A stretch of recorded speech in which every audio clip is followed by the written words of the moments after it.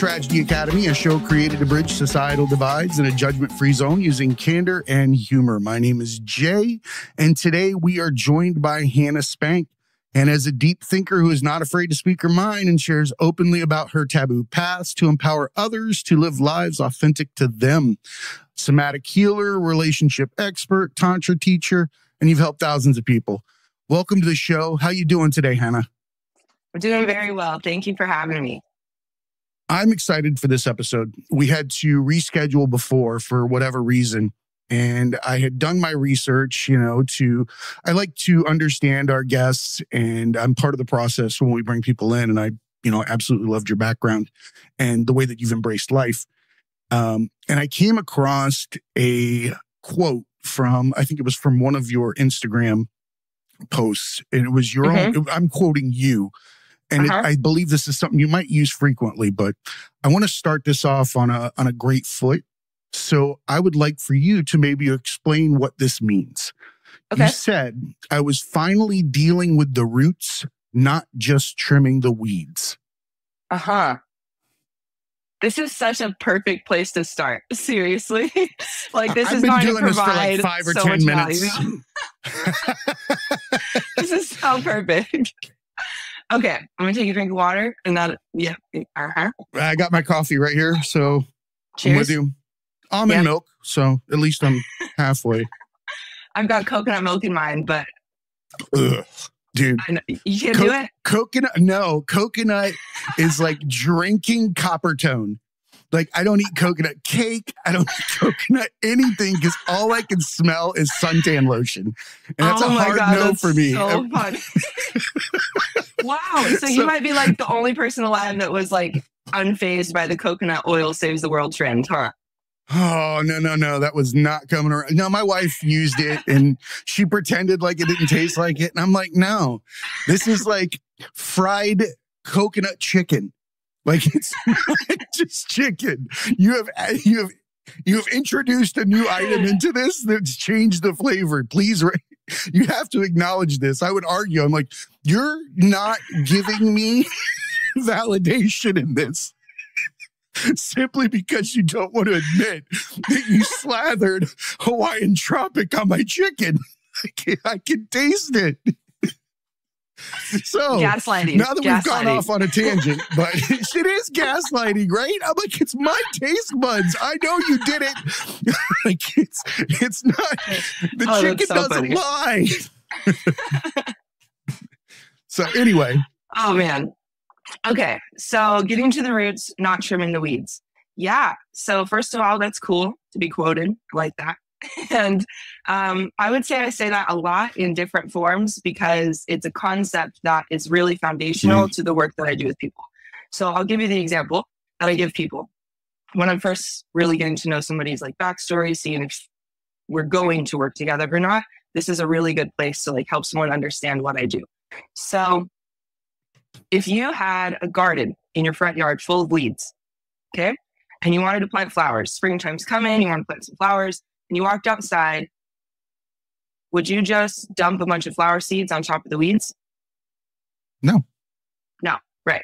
You would know that you'd have to pull them out.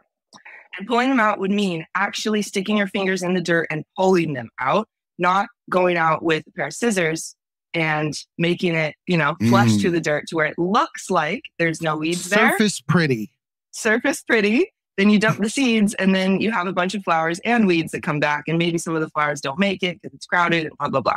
So the way I work with the human body, like somatic body and trauma, is if you think about your own body as a flower bed, every single time you experience something in your upbringing or even your adult life that was unhelpful to you, something that damages your, self-image, self-esteem, respect for yourself, how much you can trust other people, all of those impacts, big or small, every single thing that did not help you to experience or learn, think about that like a weed in your own garden, like a weed in your own body.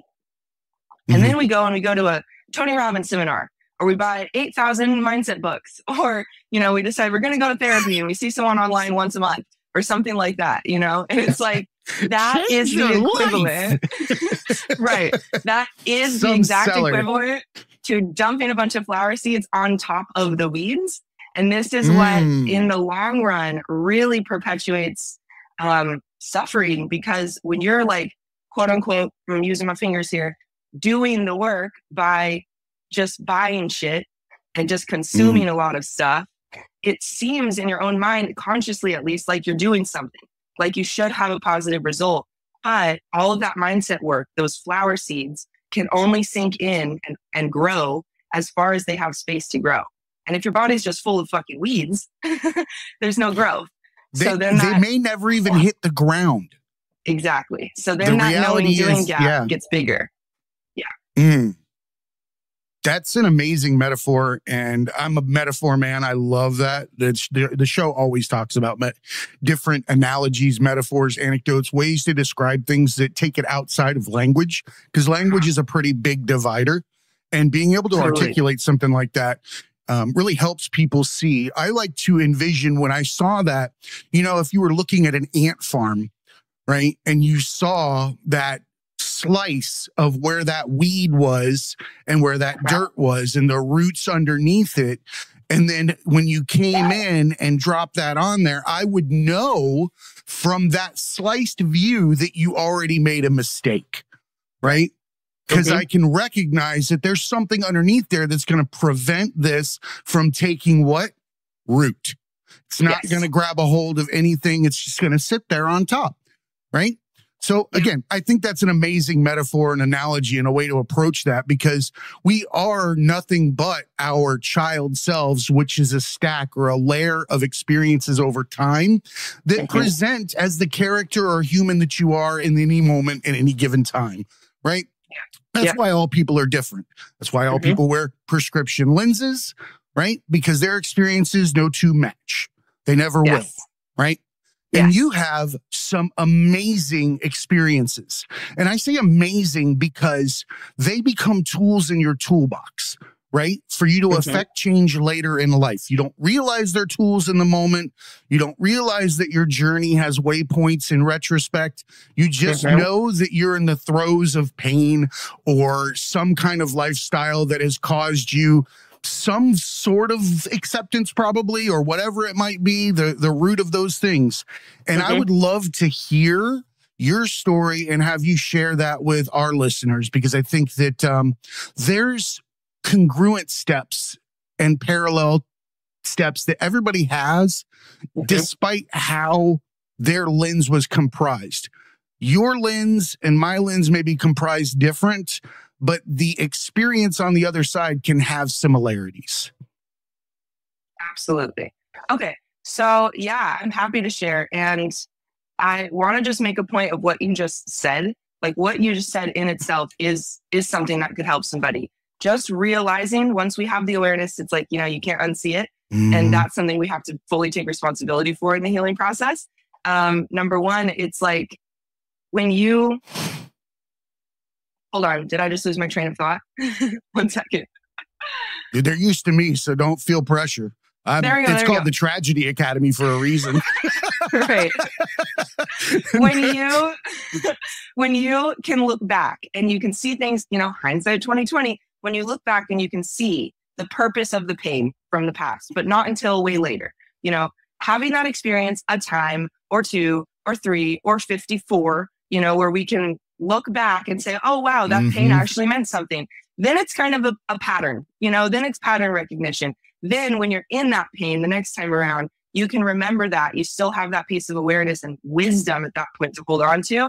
And it can make getting through that pain that much easier because you can trust a little more that it has a point at the end of it. So yeah, I like what you just said, because that in itself is a big mindset shift that I think is necessary in the healing process. Because if you really believe that you're just being taken out every single time you're experiencing pain, then that's really hard to grow from, because there's no stair steps up. You know, it's just like this cycle where you get pulled under every time in the same way, when that's not really the truth or the best way to look at it. That cycle can become extremely comfortable.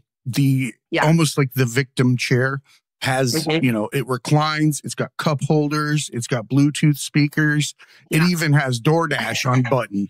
Man, you don't have to do shit with your life once you become a victim. Like, if you don't want to, You can be Yep. the I should have been of everything. Yep. And I have a lot of empathy for the victim archetype because we all play at different points, and it is the most committed fucking person. They are so incredibly committed. They're committed that's to the realest thing that has ever been said by someone that came on here, because you are so effing right.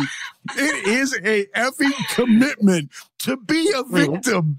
Like, that's hardcore. And people don't realize it, dude. Like, last guy hanging on the rungs at the playground, like, for minutes, doing anything you can not to hit the ground when the ground is about a half an inch below you. Yeah. It is effortful. Yeah.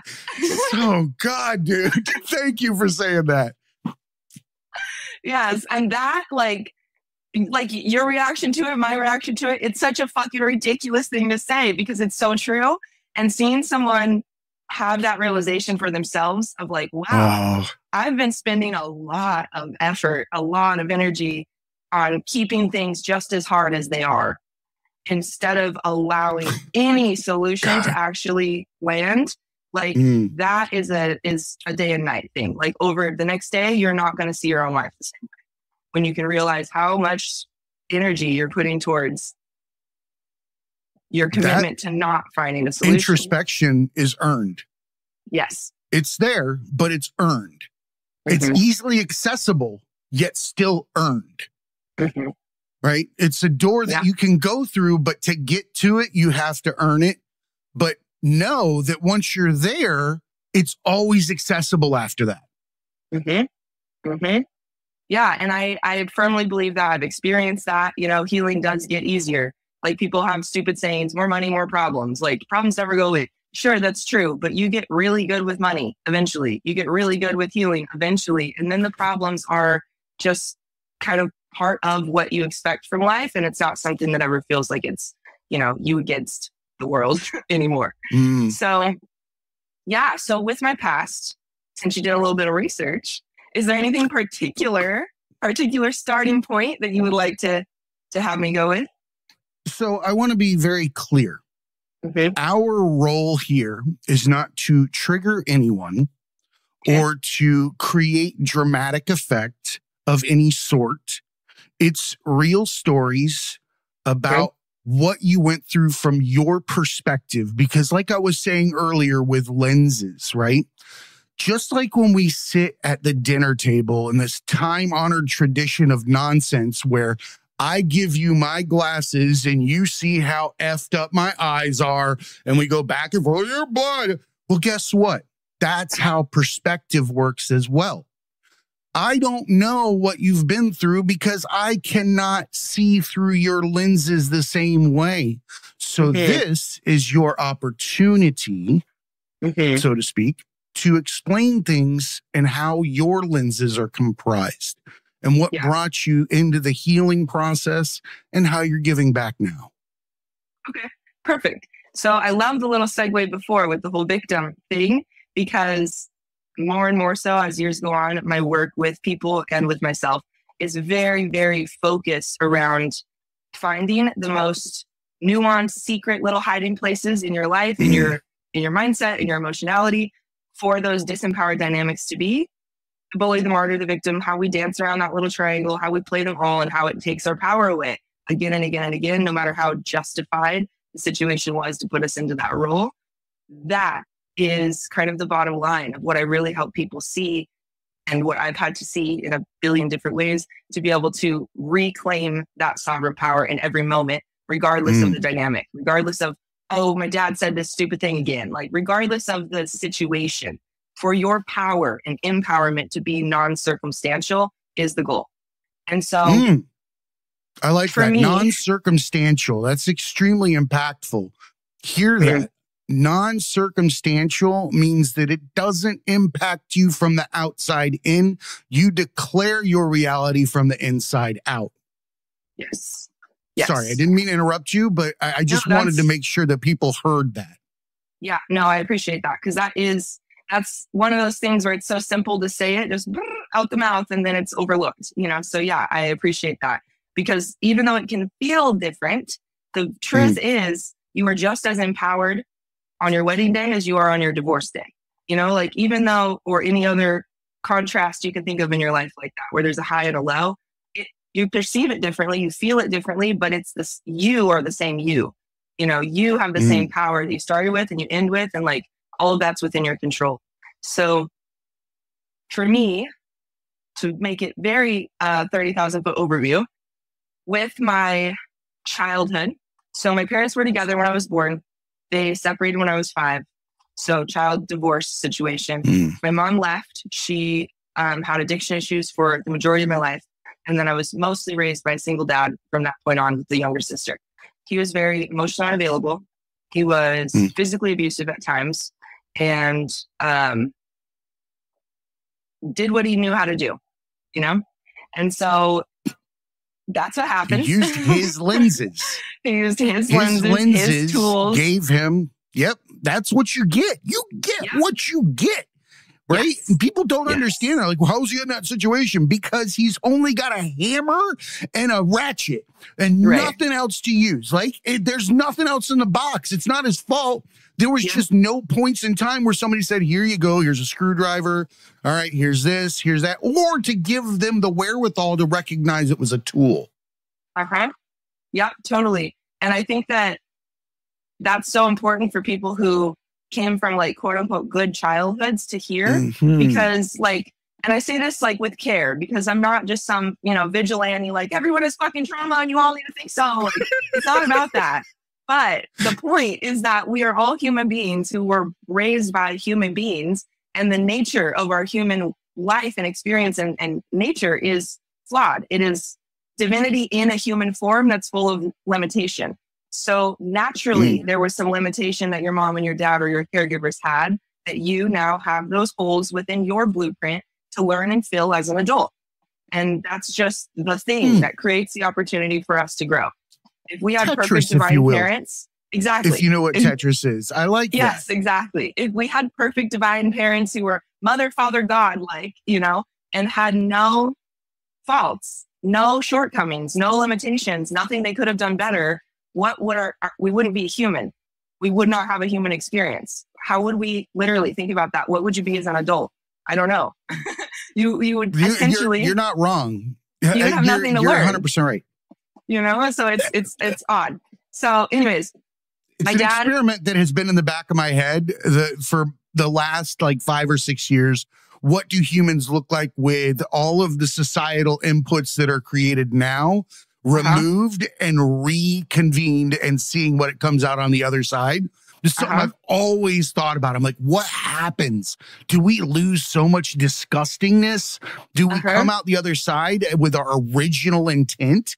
You know, is it an opportunity for a reset? Maybe it's leaving people here is how we save the planet, and the rest of us go away. Let them reset. I don't know. I'm sorry. I think that way. When you said the human condition, you're not wrong. It is a condition. I like to think about it kind of like its own form of a clouded mental illness that we walk around in, a fog, if you will. Yeah. Right? Yeah. We don't even realize we're in it. It's very apparent. You go to a doctor appointment, right? We haven't had cell phones so much in our hands for too long that we can't remember what it's like to sit in a room with a magazine and 5 other people, right? Eventually what happens, a conversation starts up or somebody comments about something in the room, right?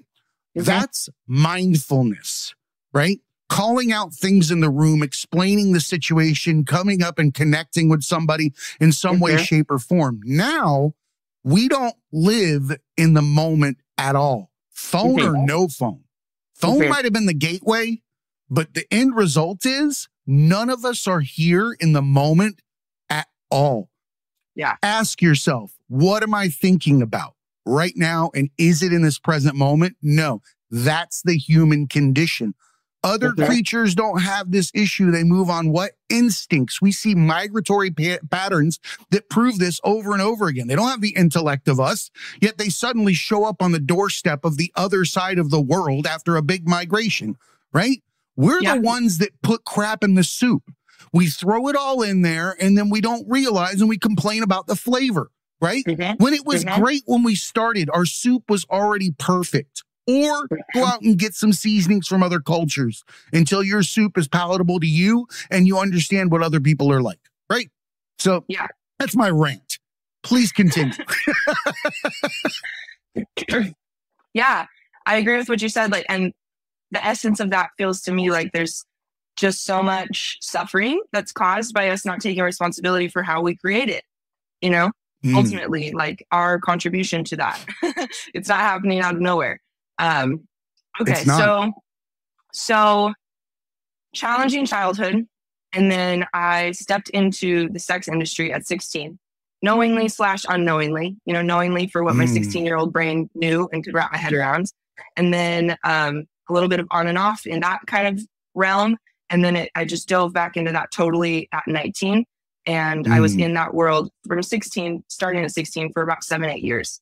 So that means everything under that umbrella that you could think of, sex work, like whatever comes to mind, I've probably done it.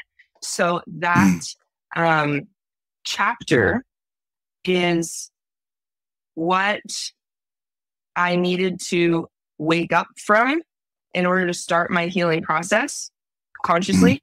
And that's what I did. And so kind of overview and hindsight being 2020, like we said, all the basis, the essence extracted from all of it, of what made that happen in my life, what made that possible in my life for me to choose to put myself in such a disempowering dynamic and situation for almost a decade, was I was taught through my childhood to be disempowered in order to survive by staying connected to my dad, to my mom at different times. And they were playing some role. They were playing the victim. They were playing the bully. They were playing something. And for me as a kid who's hardwired to survive by being dependent on this person biologically, in order to survive that, of a parent being disempowered, in order to survive that, any version of it, you learn how to mingle with that dynamic by becoming its disempowered counterpart. And that is the internal state that I stepped into my teenage years with. This very well practiced state of kind of playing the martyr, being the one that can do it all, but also with kind of a little mental twist there that allowed me to get through it, allowed me to endure it. Justifications. There's internal justifications for damn near anything and everything we do. Yes. And so mine was, I'm choosing it. So it's kind of diluted when I look back in hindsight. Right. It's diluted though when I look back, because 100%.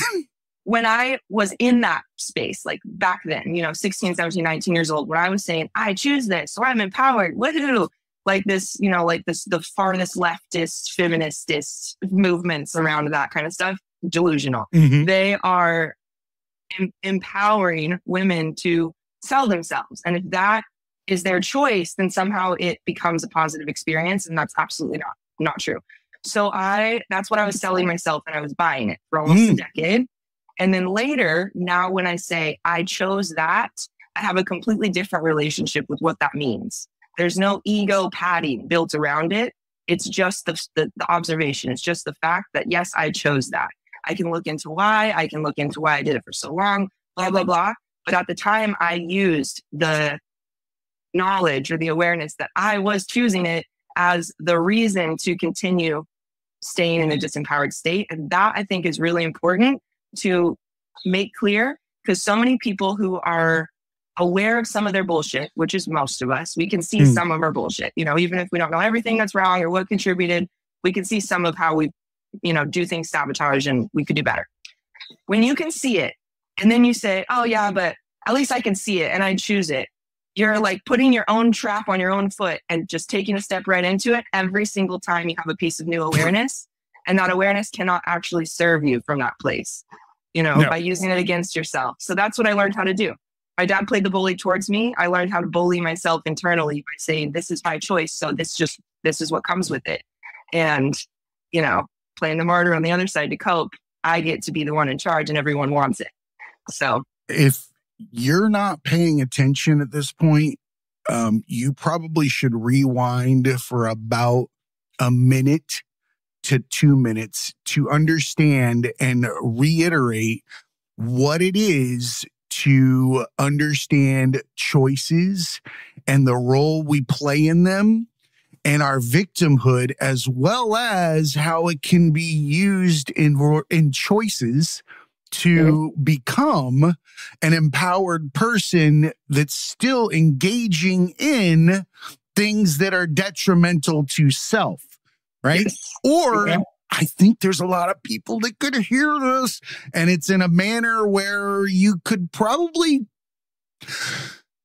keeping it real isn't necessarily what it means. Uh-huh. If that makes sense, right? Yeah. Keeping it real is the equivalent of a magician throwing up a cape and disappearing, right? That's all it is. It's not real. It's a way to protect a child, to smoke and mirror a situation, or to maybe psych yourself up. I don't know. People like to do that because we're so hurt and scared that we need to get a megaphone behind ourselves, of ourselves, cheering on ourselves into something that is really, it's almost like cheering somebody into a pile of dog shit, right? Like, go, go, go, but I don't want to step in it. But go, go. Everybody else is going to love it. Go. Okay, I can do it, right? Look, this is my choice. I'm going to be the one to step in it, right? I'm going to take the power from everybody and I'm going to be the best at it. You dumbass. Like, all you're doing is... You've ever had bragging rights around how much you can drink? That's a perfect example. Oh, shit, man. And you know how many times I purported that fucking scenario? Like, hey, I'm that guy. I can drink everybody under the table. That doesn't get me. But I was in the Army. And I also came from a hillbilly backwoods area of Florida where everything is dependent upon the ego in some way, shape, or form. Right. So I live those roles. I get it. In some way, shape, or form, we live these roles and we get an opportunity to go back and look at them through new lenses. Right. And what I'm hearing is that you're using the opportunity you have now to look back at that. And I want to highlight something or ask, because there's going to be internal judgment.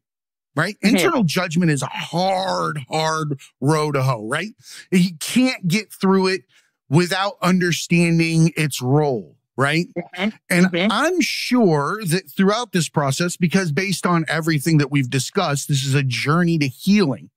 What role does forgiveness of self play in this entire endeavor, coming out of what creates that stupid word shame, the most nonsensical thing to ever exist, has no root in the now. It's smoke and mirrors, and it's a way for somebody to stay at the level they're at and can keep you where you're at only because they're just as scared of losing their own footing. They've got to collect as many as they can from you.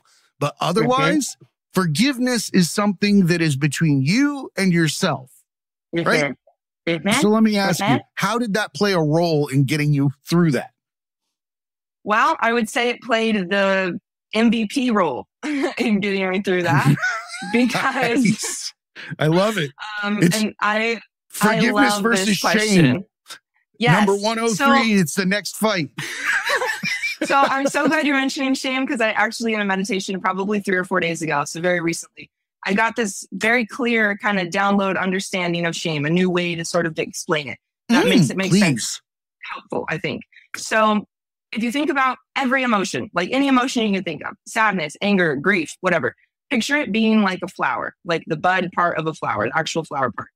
Eventually, that flower opens all the way up. Eventually, it starts to go through the decay process. All the leaves fall away or petals fall away, and it's complete. That flower has completed its life. Shame is like taking a Ziploc bag and putting it around the flower. It's something that inhibits the natural process of your emotions to be able to fully unfold and then die off.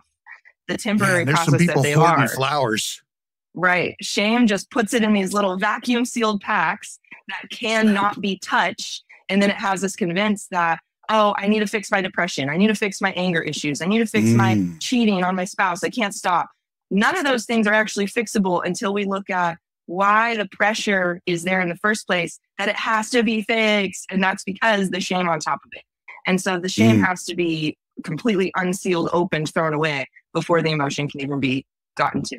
But yeah, that came through the other day. I think that's a beautiful analogy. It makes perfect sense. It doesn't have a chance to end its life cycle, right? All things come to an end, but the beauty in it is that it's replanting itself because the seeds die as well that create a better flower that's matured through time, right? Yeah.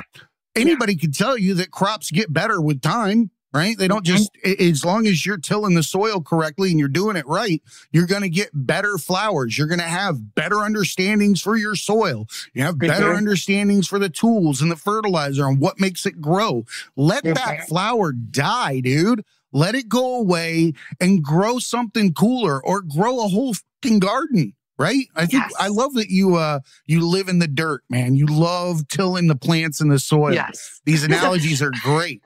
I'm like neck deep in the dirt all the time, like at the beach, just 24/7. Shame is like the McDonald's fucking preservatives of emotion. It just comes in and like stops everything natural from happening. It's not good. So yeah, shame has to be dealt with on its own. So the forgiveness piece. This is so huge. I love this question so much because I've been on that journey for years now, for quite a few years. But in the last 6 months, 7 months, I've actually had kind of a new layer of breakthrough or a deeper layer of integrating that self-forgiveness process within myself, like a new level of relating to it, understanding it, where now I'm able to help clients in a different way, better way with their own self-forgiveness journeys. The bottom line that cannot ever be escaped, and the sooner you can get to it, the better, is that in this journey, you're going to have lots of other characters involved, like your parents, like your sister who tortured you as a kid, like, all these different players that at first glance had an impact on you. Like it was at their hand, they did the thing. And so people who come to me oftentimes are just starting their inner child healing process, just really learning about what that means, how mom and dad have shaped them, whether it was obvious or not, like where could they have been better supported, digging into that. It becomes very quick for people to start talking about needing to forgive their mom, needing to forgive their dad. And I now understand that as the wrong way to look at it. That it actually inhibits, it slows down, it puts a wall in the process of you fully forgiving yourself. Because if you think about it, and this is a little bit radical to say, I guess, but if you think about it, no matter how bad your parents treated you, and you could think of the most extremes, no matter how badly you were treated as a child, if you are alive, there is not a single thing that your parents did to you in your lifetime that could ever actually like be weighed heavier than the life that they gave you in the first place. If you have the opportunity to live your life today, that is the gift that your parents gave you, period, bottom line. You literally would not exist without their existence. If they shaped you horribly from that point on, sure, there's some things to deal with there. But to forgive them, it interrupts the pattern of the family system. They're the parent, you're the child. And then you grow up, you become the parent to the next child, and on and on and on. When you're in this position, you're the kid, you're like the lower hand, they're the upper hand. You forgive them the same way that a parent would forgive a child when they messed up. It flips the order of operations. Now you are relating to them as if you're the parent and they're the child who can be forgiven for something. And that puts you in a bit of a bind from being able to continue to heal from childhood into your adult self, because you're kind of gridlocked into a dynamic with your parents on a deep unconscious level where you see yourself as having like power over them in a certain way.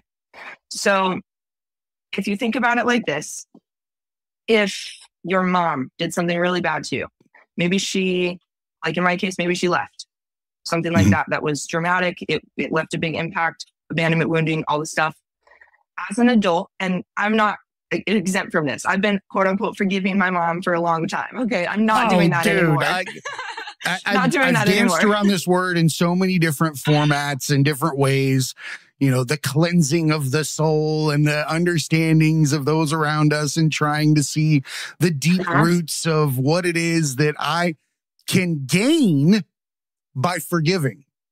If you're standing to gain by forgiving, you're already fucked. Yes. Yes, exactly. So if, let's say mom fucked up, she did something that impacted you negatively. As an adult, you're now trying to process that. You're now trying to deal with that. If you, as the child, are unable to fully, in an adult way, hold her accountable for her actions as an adult, relate to her as an adult and say, you know, you don't have to hold on to these feelings. And this is just an example, but to be able to allow yourself to go there and say, you know what, fuck you. Like, that was not okay. That impacted me in this way. That was fucked up, and you could have done a better job.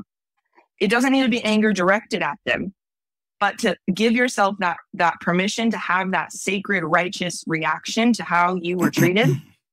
Just like as if somebody, an adult stranger, walks by and punches you in the face while you're sitting in the drive-thru, like, you would not hesitate to react to that. You know, there would be no, oh, maybe they're having a bad day. Maybe they've been through this. Maybe they've been through that. But in the healing world, where it gets very, you know, politically correct accidentally sometimes, people want to do it right. They want to do it perfectly. And so they put a lot of effort into being the bigger person when it comes to parent stuff. And they see it that way, at least. And they want to understand why mom couldn't show up this way, understand why dad couldn't show up this way. And that has value in the process. It does. Because then it humanizes them. It makes them less of like the villain, which is important. Fair enough. But if you go to that spot too quickly, then you are relating to your parent as if you're still the child who cannot like handle the guilt of seeing the parent be upset, of seeing the parent have pain. And so you're still holding it all for them instead of letting that child free by saying, yeah, that was fucked up. And I still love you, and you're my mom, and you are an adult who made some mistakes. And being able to really own it that way, then you keep her in the role of mother, trusting that she can handle that guilt, that you can handle the guilt. Adults have guilt. Children don't have guilt, can't handle guilt. So they always want to find the way to make it better. Right. So acceptance, understanding, yes. But forgiveness, you can only seek that for yourself. I absolutely love that. And I like that you addressed it from the lenses of the older stage in life and still addressing the issue. And I think at the root of it, something that I can see as a byproduct of this, or that, you know, we could take notice of, is that emotions are meant to be felt. And when they're suppressed in the moment of childhood, they become something that lives and grows inside of you, that weed, if you will, right? It begins to grow inside of you from that moment. But having the opportunity to go back to that moment and address it and meet it face to face gives you the opportunity to what? Reach down, grab that weed at the base and pull it out by the roots in one shot. And you felt the emotion. You actually went through it. You didn't turn around and look a different direction or try to find a flower, right? Yes. Every time we're faced with a weed, we think that we've got to like cleanse our palate with a flower, right? And that's not how it works, right? You've got to embrace your weeds. Your weeds make you who you are. You're going to remove them because time doesn't exist. And to hold on to weeds is ignorant, because then it's just causing you a problem in the now when it didn't need to be here. In fact, I would argue that it would turn to dust the moment that you realized what it was. You were the one that gave it life in the now.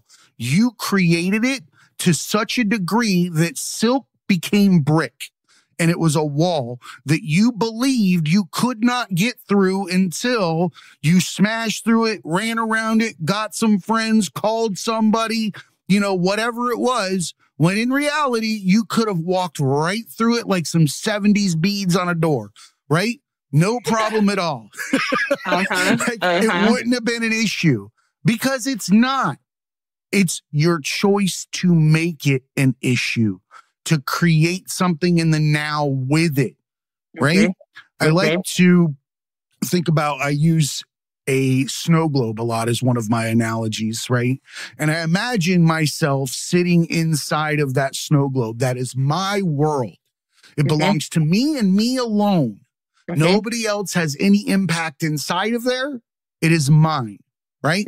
And outside of this globe, as I sit inside, are all the thoughts, emotions, and possibilities that exist.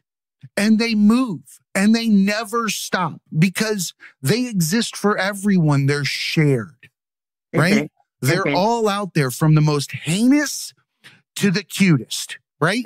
Doesn't matter. They all exist in equal amounts, all everywhere. However, they are not in your snow globe. You have to reach outside of the glass. It's a one-way situation, and you can pull whatever it is into your globe. And I like to assign them colors, right? So if I have somebody caused me an issue at work, right? And I'm going to reach out real quick and I'm going to grab that conflict moment and I'm going to pull it inside and it's going to turn my globe red. It represents red. That is its color. It changes my entire environment, right? But here's the reality about this red ball or whatever it is that I'm holding on to. It doesn't want to be in the globe. It actually wants to continue with the cyclone around me. It wants to be there. I'm pulling it and holding on to it. It's got a cable outside there saying, I want to go home.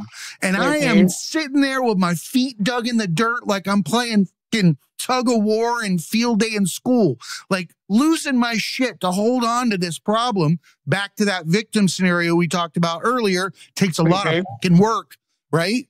But you'll sit there and hold your kite as hard as you can. But the moment you let it go, what happens? That globe turns clear again, right? And you can grab and you can change colors and you can pick something different and you can choose after you've taken a while to understand that those are all things that are choices. And you start to realize that anger is a choice. Pain is a choice. I'm not talking about physical pain. If I walk up and hit your pinky toe with a hammer, you're going to scream, right? But if I lock you in the trunk of my car and I come back a half hour later and let you out, you're going to go write a book, but you're not in the trunk anymore. Right? That's a mental illness. My time in the trunk, right? Here's a clue. Put a dog in there, come back a half hour later and open it. How's the dog act when you open it? Fucking happy. Does not care. I'm not in the trunk anymore. Dude in the trunk comes out raging mad, traumatized, can't go near Lincoln's anymore. My time in the trunk in a book, all this shit. Animals are clues. Well, they don't give a shit about what happened except for to duck, right? Nothing more, nothing less. I'm going to avoid that if I have to because it causes pain. But after that, it doesn't ride in my wagon. My wagon is empty. I would argue dogs don't even have a wagon, right? We have one. We will go into everything that we have or these different situations, and we'll have the opportunity to either A, go through it, or B, shovel the shit and throw it into a trailer behind us and continue walking, right? And we will do that and do that. We'll grab it, we'll throw it in there, and then we'll complain that our life stinks. Only to realize that we were holding the rope, towing the trailer. Complaining to our friends, oh man, this is fucking shitty life. And you're like, but dude, you brought a wheelbarrow of shit with you. Like, let it go. Leave that somewhere else. Use it to fertilize your fucking garden, right? Oh, you like how I turn that back around? That's my fucking host. That was good. That was good. So you've got to use your awareness. And what I want to bring up here is that you turn to Tantra, somatic healing, and likely meditation, which is at the root of all of that. And I'd love to take the time to discuss that because I know it's very important to you. It's important to me and a lot of our listeners is that you cannot see the forest through the trees, right? So you need that opportunity to create clarity in what is the now in order to even see what's around us. And I feel like that's rooted in these practices that I just mentioned, and it's something that you help people with. So why don't we go ahead and discuss that? Awesome. Host, perfect. I just lost host points. Why don't we just discuss that? No, this is great. Okay. So let's see. Where do I want to start, or what do I want to start with? Because there's so many tools that I've relied on and used and teach. Tell us your tools in order. Like of how I learned them or how I use them now? No, how you came across them. Because there's individual perspectives that you're approaching this from, or spiritual practices or practices of some kind. So everybody has a unique journey to healing their self, right? So this is your opportunity to tell people how you stumbled into these different practices, how this was a catalyst for this, you know, how this told me to go back to square one and re-examine a part that I thought I understood, right? That's the cool thing about this. So please tell us all about it. Yeah. Okay. So for me, from the very beginning, grief really became a huge open door for spirituality. So growing up for me, my dad, I think still to this day probably would call himself an atheist, like very just like, yeah, you die and then that's it. And like, that's his perspective on things. And so I was like a 16-year-old. I was a 16-year-old, like super asshole, like, oh, you believe in God? You're stupid. Like, that's how I would talk to people as a teenager, like just very abrasive about it. And then when in 2016, so when I was 2016, I lost my grandpa. And that was the very first ever like important, massive personal loss that I had experienced. I'm sorry. Thank you. It was very hard. But up until that point, I had literally never cried to another person without being blacked out drunk, and usually only exclusively to a boyfriend at that time. And so like emotional processing was just like not an option. So I was just like in the depths of despair, drinking like crazy. Like it was just numbing out, not knowing what to do. Numbing. Yes. 3 years later, I had another loss that is like what I consider my spiritual awakening. And that in itself would have been enough, I think. But on top of the grief that had already been sitting there festering for 3 years and not been processed at all from the first loss, just was too much to handle. It just kind of like shattered my life is how it felt. And I've said this before, it shattered things in such a way, like tempered glass, like it had to look different by putting it back together. It wasn't like, oh, I dropped in a couple big pieces of glass. It was like fucking millions. And then you put it back together and it looks totally different. So, bro, but that's stained glass. There's nothing more beautiful than an intricate piece of stained glass. Looking at a picture that's been put back together with the respective colors that create that area. Beautiful. There's a reason that resonates with us. Yeah, I agree completely. I love that. I was like daydreaming about a stained glass roof yesterday in a future home or year or something. Everything happens for a reason. Yes. So I was picking out what you were putting down 24 hours ahead. We're there. So, yeah. So that had me just really ready to start looking for literally anything. I was so broken that I felt open to anything. There was no anything that I would say, oh, that's not good enough or that's a bad idea. Like I was just available. So all within the first year of that. And that came with me also being able to see the reality of how disempowered I was living my life. So that was everything at once. It was like I could see the veil was gone. I could see myself. I could see my life. And it was fucking horrifying. I did not want to see it. And so I started working with a psychic, started working with a medium. I started having Akashic Records readings. I did like a shamanic inner child retrieval, soul retrieval journey thing for a couple months. I did an inner child like reparenting program. for 90 days. I did a couple of in-person retreats. I did a retreat called Spiritual Sexual Shamanic Experience. Like I did literally everything you could think of. Reading books. I did CBT therapy, like all of it. All of it in the first year. It was just like a fire hose approach is how I did it. It was... You went to the buffet, right? Yes. And you found out you like shrimp. Yes. Right? Exactly. But you went through and checked it all out. That's the way you approach mindfulness and spiritual journeys. Open your mouth to the fire hose, let it blow your head back like a Pez dispenser, and enjoy the candy. I'm back. That was a great analogy. So that's what I did. Within that first year, it was just very hardcore approach to all of it. I did 75 hard. Like I did literally everything you could think of, like physical, mental, emotional, spiritual, and sexual all at once. And then about a year in, I found the Tantra school that I was going to become a part of. And long story short, I was with this school for about almost 3 years. They were fucking cults. It was a whole thing. Yeah. So that was a big initiation in itself. And I'm thinking of your original question, because you said like the order of how things unfolded for me.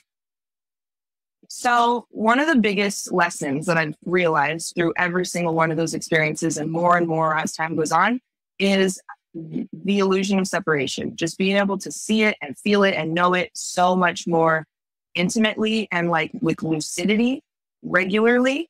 Not just like a snapshot moment on a retreat once a year, but like a lot of the time I'm able to tap into that knowingness, that all of this separation, like I have this crystal in my hand, my hair is my hair and it's not your hair. And like those separations, that's part of the functional world we live in because we have this 3D perception going on. But on the base level of everything that exists, everything is moving, everything is vibrational, everything is energetic. Like this idea of separation doesn't exist in that realm. And so in the highest levels. So when I would really go down hard with like inner child work or something, and something else would pop up and it would catch my attention. And part of me would gaslight myself a little bit and think, well, no, I've already done this, so I don't need to do that. Or like, that's going to take me away from this. And so then I would, battle with myself mentally and okay, I'm going to do this program. I'm going to learn this kind of therapy. I'm going to do this thing. And over time, what I could see in hindsight is that even things that seem to be competitive, like opposite approaches, all have a piece of the answer for you. Every single thing has a piece of the answer for you. All of it is the answer for you. And like, it's this big, time isn't real, we're all one sort of concept that's really hard to wrap your head around sometimes. But that is the take home message that I've experienced time and time again, no matter what I try to do, is that it has an impact, it has a purpose. And whether it's a mindset approach or a physical approach or a sexual approach or spiritual or whatever, that is important. Like our multidimensionality is so vast that it's easy to forget about. It's so easy to forget about. But we've remembering that things is that part didn't of the need healing. to be in the categories they're in. Sorry. We've cataloged things that do not belong in the categories they're in. We've vastly diminished what are each individually beautiful in their own right. I think that we've constantly filed different things in feelings or zones that they don't belong. I think that our ability to process them in the now, like you're discussing, is the key to not carrying it with us and addressing it, right? I use a rope analogy. Everything you go through, you tie a knot in the rope if you don't want to go through it. What happens to a piece of rope over time? Turns into a knotted mess. If you keep tying knots in it, becomes useless. No good to yourself, no good to others. You have to sit down and do what? Untie your rope, right? And you have to do it one at a time. And that's the process of going through and choosing to begin your introspection and your journey, right? And it's funny how these analogies keep lining up. But my other analogy is you have to hit your knees to plant a tree and grow into a new life, right? Uh-huh. And that is being on your knees. And what they don't mention is that you can be there looking for a contact lens for fucking 4 or 5 years. You got all the intentions in the world of growing your tree, but you look like Velma and fucking Scooby-Doo looking for your glasses, right? Yeah. You're doing good shit. You're trying to get there. You've got good intentions. That's why if you want to go out there and hang out with Tony Robbins and change your life and do all these other things, I'm not necessarily opposed to that. And here's why. Yeah. I believe that's the first taste of the ability to introspect. You've got to put your toe in it. Even if it's not good, even if it isn't, it shows you what you're not, right? And at least you're taking the chance on yourself at that point. Just know that if somebody's trying to sell you something that is supposed to impact your life in a positive way, there's going to be baggage. There's intent behind certain things that they're going to put out there, and you have to use your discernment. What we don't talk about is we go back to the now again. Those choices are loaded, right? Choices are loaded with what? Future anticipation or fear of repeating some stupid shit or what somebody else told me could happen, right? That's what it is. And we're not in that moment. Those choices remain loaded, but in reality, we know when we're doing something wrong. We know, and when I say wrong, I don't mean like breaking a law. I mean like misaligned. This dude's twisting a mustache, right? Yeah. I used to not understand, right? Hypervigilance is a thing. It's another thing comes out of traumatic childhoods, right? It can be, it's got like different names and whispers of what it could be. It's kind of funny to me. I like to sit back and eat popcorn on this one because it's like, is it ADHD? Am I an empath? Am I hypervigilant? All these things, because they're all the same thing. Yeah. Right? And they all just give you a label to what? To know that you are hyper aware of all the shit around you that you need to protect yourself from. Right? Children get it issued earlier if they go through a certain set of events. So what does it do? You navigate life and you look at everything around you. You know who's lying. You know who is selling. Ask yourself, are they selling me something? Right? There's a huge difference. I don't need you to tell me what'll work for me. I need you to live your life in a manner that I can see works. Yeah. That's all I need. Be a lighthouse. Stand up on your own, do your job, and other people will what? Get guidance from that. I don't need you to come out here and paint a line in front of me like it's a fucking road, because all you're doing is putting me into a wall. I know you're doing it, right? Because I need to come back to you to get more of it. Right? You're not going to paint me off into the fucking distance. You're going to paint me into the wall like Wile E. Coyote. Right? So I can come back and be like, I'm at another wall. But there and again, what do we know walls are? Silk. It's an illusion. That wall is not anything but your own self-limitations. And the root of all this, in my mind, comes back to authenticity. The moment that you allow your flower to grow as it originally was intended to be, not a tulip, not a rose, whatever you're not, you don't grow into that. The moment that you sit down and let yourself grow into what you are originally intended to be, no layers, no restrictions, no limitations. Don't tell me I can't play piano because you fucked it up before I got there. Thanks. Because I believe in my mind, I'm a savant, and you took away my opportunity to express it on that instrument by giving me a limitation, right? Be authentic, be yourself, right? And other things will come to you. You'll realize that you're actually part of a, what do they call that thing? Taupe, like when you have like a whole garden of bushes and flowers and, you know, where they do all the work on it, you find out that you're pink, right? You're the pink in that entire thing, right? But without you, right, you're not completing the entire look, right? You're taking away from the beauty of the entire garden. By pretending to be a plant you're not, a flower you're not only are you taking away from the overall brilliance of how it looks, you're actually causing pain for the ones that are supposed to be that. Right? Yeah, it is a disservice to your soul, to your life, to the world around you, to be anyone other than who you are. And that means healing. That means not trying to be someone else consciously, but also that means healing your shit. Because until you do, that's not who you are. That's what you learn. That's how you learn to cope.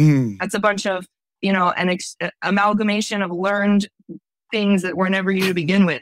So you have to unlearn them, shed them, be able to say, okay, that part is really me. And this is something that saved my life once upon a time, but doesn't help me now. And you can get rid of those things. And I see that as like a duty of every single human on the planet. Absolutely. You owe it to your fellow human.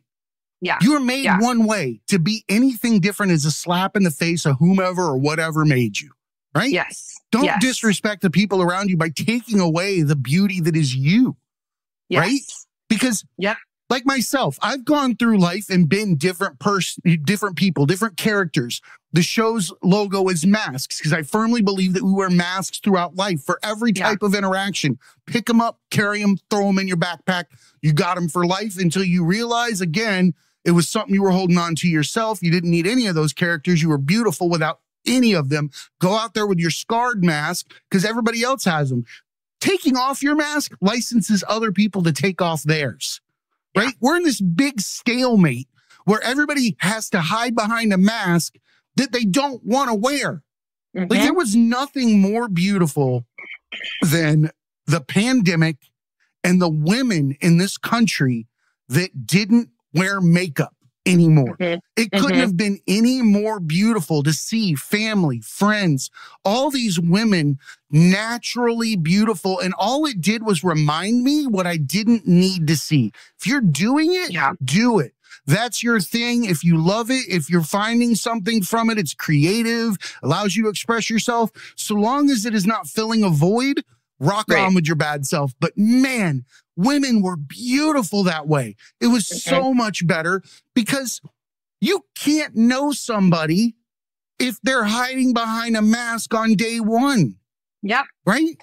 That's literally the reason that I quit dyeing my hair 2 or 3 years ago. I used to bleach the shit out of it, like from the roots, bleached platinum for 15 years or so. I didn't even know that this was my hair color.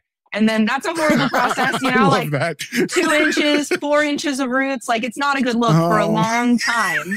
But that was my commitment. I'm like, literally, how do you meet a life partner? How do you meet a mate under false pretenses and have it be really aligned? Like it couldn't possibly be.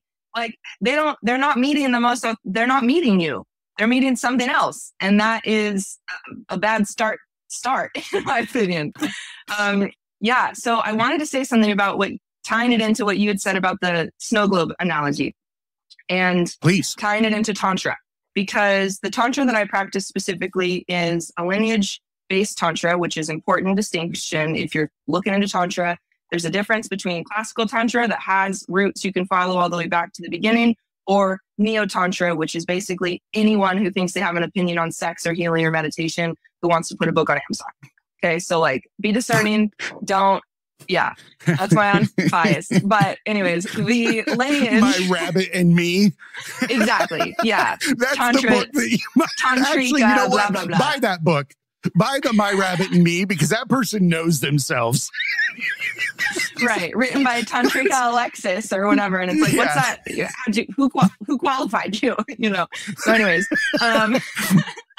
the lineage of I love this. Tantra that I study is a Tibetan Buddhist lineage, and it can be traced back 1,200 years to the actual origin of this lineage, but the roots of it can be traced all the way back like 15,000 plus years ago. Probably the Vedas.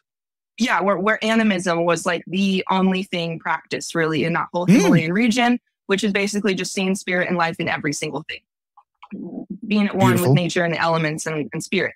So it uses some things that are very unfamiliar to the Western world, like the chakra system. In the lineage I teach is 5 chakras, and each one is associated with an element. So like the root and the sacral in this tradition is the fire element. So it's just, a little bit different terminologies, but it's all the same idea that we're working with the energy body. We're working with, the most subtle parts of ourselves to help us live our true nature in this human world. So one of the root poisons, there are 5 root poisons. That's the word, or just what they're called in this lineage, the Tibetan Buddhist lineage. 5 root poisons of emotions that lead to all human emotional suffering is the belief. One of them is attachment.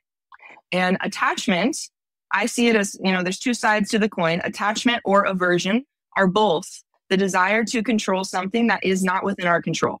And so we can attach by clinging on to something, not wanting to let it go, or we can be averse to something and be trying to control it by not being willing to face it, keeping it at arm's distance. And that's the only way we'll have it. That's controlling as well. And so I like to use the example of a magnet. So what you were saying about the snow globe, like you're describing attachment that creates suffering for all of us, holding on to something that's no longer good for us. Correct. And not being willing to let it go. That is the pain causing thing. So when that root poison is cleared out, what we're left with is magnetism, which is our true nature. Like literally electromagnetic beings with our heart field being like the biggest thing. We are here to be magnetized to what's right. Without my intervention, my breath returns without my intervention. That is the one and only time I was able to put the word faith and understanding at the same time together. I had no clue what anybody else meant about faith. It really just was beyond my understanding. I was like, and I'm pretty sure 99% of the people that say that they know faith are not being truthful or don't understand what faith actually means. And I found that through meditation. And that was the moment that I allowed breath to return without my control in the state of meditation, because that takes time. We're so in control that the moment I tell you to breathe, you take over for something that was happening before you got there. Right? Absolutely. That's like thinking you're pushing a train while you're running beside it. Yeah. Right? Oh, I'm doing it. I'm doing it. No, you're not. Yeah. You're controlling it, but it's not yours. I love that so much. Faith comes from that returned breath or that next heartbeat. And it is energy because we actually go out and pick up a device called a defibrillator, right? And put it on our chest and go, stand back. We're going to pump some electricity into this son of a bitch and he's going to pop back up, right? Kind of a clue. Energy. Yes. We literally require a jump start. We are electrical beings. Absolutely. Electrical beings. With like we are some mechanical long-ass battery. Yeah. We're mechanical with consciousness, which is complicated. So it is. That's really existential. People start tuning out and they're like, what do they mean? Yeah. But the thing that is our true state, that is not the root poison version of it, is magnetism. And so I like to use this example. It's very concrete for people to understand. You take a magnet, a real magnet that goes on the fridge. You know how it works. You know how magnetism works roughly enough to know that it goes on the fridge, right? So does that mean you couldn't put it on the cabinet? No, but it wouldn't be naturally able to do that. You would have to put glue on the back or tape it or put a nail in it or something to attach it, something to take it out of its true nature of behavior to be something else that you think it should be. You can do that. We can. We all have the ability and the permission to do that. And that's how most of us are living our lives 100% of the time, is by attaching ourselves to things, jobs, homes, cities, partnerships, whatever roles that we've taken on or been given, attaching ourselves with, feathers and glue and rope and all this stuff that binds us and separates us from our magnetism. It takes us away from our magnetism. And if we allow ourselves to shed those attachments, to just let it fucking go, or to be willing to face it if you're the one that avoids, because those are flip sides of the same coin. Attachment's like the yang version of control. Aversion is like the yin version, the more passive version, but you're still controlling. And so both of those things, if you allow yourself to start to let them go, you will become much more magnetic. You'll start having ex-boyfriends calling you. You'll start getting job offers on the other side of the country where you're really meant to be. Like, things will just rearrange themselves and you will naturally align with the right people, places, opportunities, things when you're in your authentic state. Yes. So Tantra is so one of the things I use to help people strip those root poisons, purify the things that are on top of their true state so they can be authentic. man, we're so beautiful and just slathered in shit. Like so much crap layered over what is the most beautiful being in existence, right? And we're doing it to ourselves. Even our sustenance, we have to do nonsense tasks to earn biosurvivability tickets in order to consume food. When was the last time you saw a lion put on a fucking visor and do accounting before he ate a gazelle? No, eat your fucking gazelle, right? Let's grow our own food, get back to the roots of things. I like to think about how nonsensical we are in order to understand who we really are at the same time. It allows me to see the juxtaposition of what it is to exist in two different worlds. And I love the impossible whopper. And that whoever the person was out there, I like to think that there's a man or a woman, their job was to make salad smell like beef, right? That was their whole, it smell and taste like beef. And their whole life, they were going home. They're like, honey, I'm so close. A little bit more liquid smoke. I know if I add some phenol #9 or whatever the fuck it is, or, you know, it's sitting there, honey, if you don't come home before midnight, then I'm going to leave you. Where's dad? All this shit. The whole nine, picks up a cocaine habit. Who knows, right? Because this whole world about trying to make salad smell like beef. You could have ate it. Just eat the salad. What's all this work? What are we creating? Like, why is this world in existence where we're enhancing what already exists? Just to do it. Just to earn money to go back and eat it to begin with. You know what's funny? Is he probably took the money from that job and bought a salad.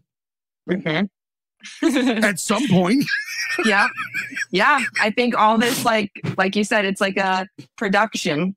It allows us to perpetuate our painful way of being without having to look at it. If we were stripped back to our natural life, like in every way, food, money, like operating systems, we wouldn't fit into it, largely, because we internally as a collective have become so traumatized, we match the traumatized world, you know? And so if the world was just restored, we would go through a whole death process because we have to come back to our natural state. I love that you said a death process. I have a theory. I'd love to hear your thoughts behind this. And I know we got to wrap up soon. We've been going for a while and I could talk to you forever. But I have a theory because you said that there's a death process. And I would agree. I don't know that this is true or anything like that, but I like to think that we manifest our futures and we allow ourselves to create things through authentic pursuits of our creativity, right? We write out our future through what we pursue now. We see it in science fiction and comedy. Comedy always comes true in reality, and science fiction does because they're the least impeded. We allow them to operate outside of the societal boxes, the norms, right? So I believe that when we rewrite stories or tales over time, we tend to be accurate as a whole. As a larger group, it tends to say that there's something larger than us.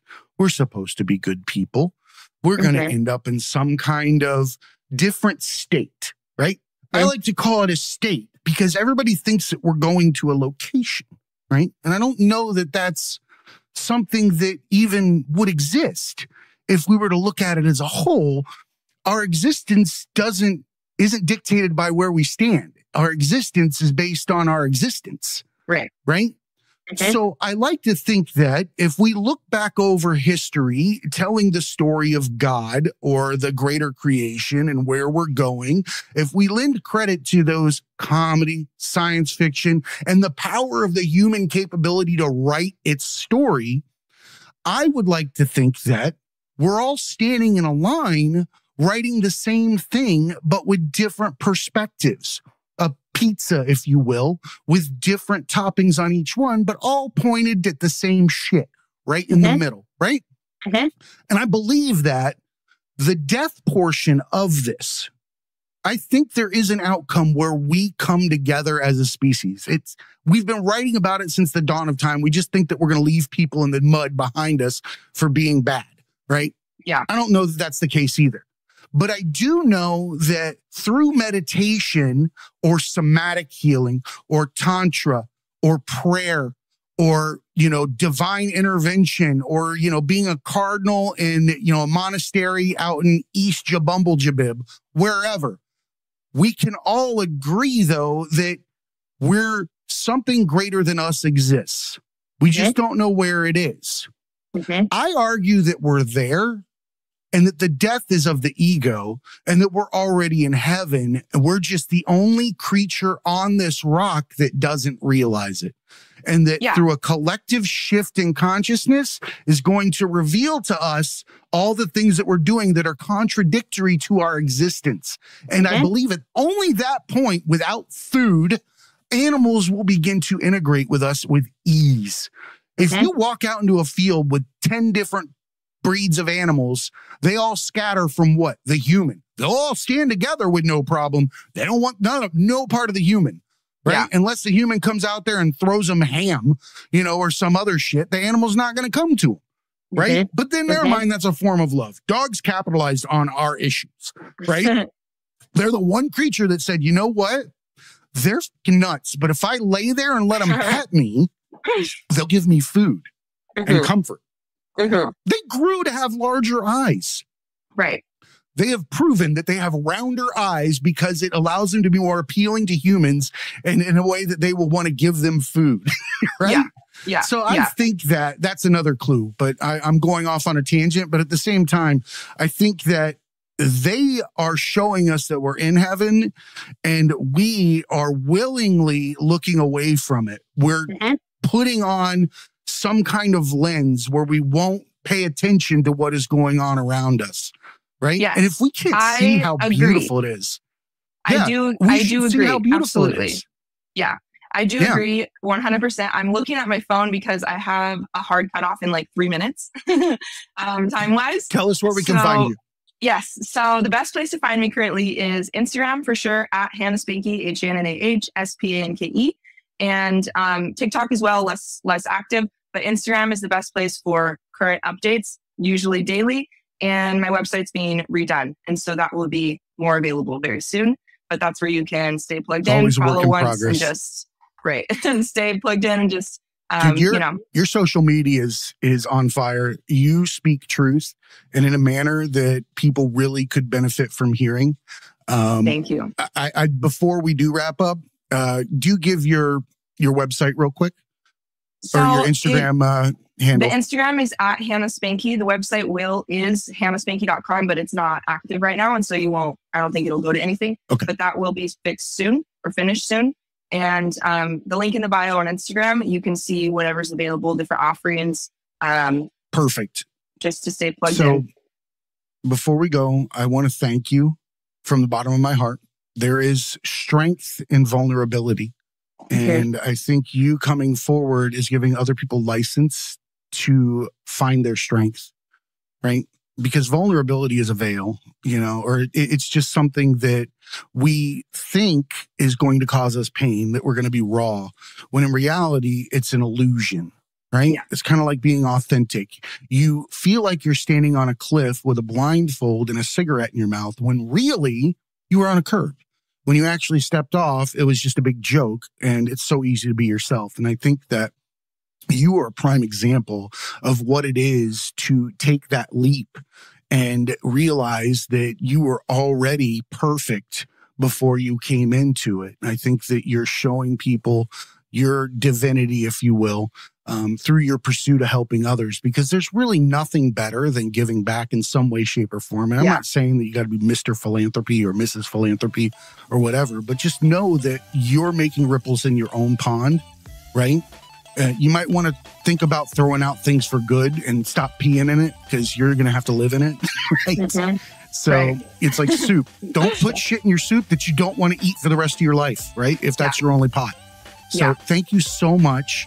Thank you for having me. I would love to have you back on. I think there's more stuff that we can discuss at some point. Definitely. And I'll link up with you after this at another point, just to kind of discuss how the end process goes, and how we're going to release your show. So remember, everybody, be cool and keep learning.